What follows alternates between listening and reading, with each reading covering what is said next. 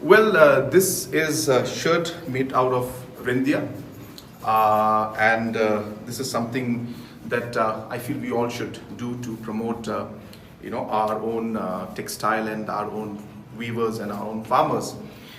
In fact, I have urged to the Honorable Speaker that we should have one day in a week where we should make it mandatory for our members to wear traditional wear.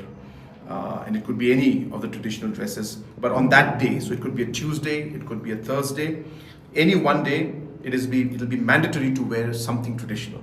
I think it'll be really beautiful, the house will look very lively, and it's another way of promoting our identity and our culture. Thank you.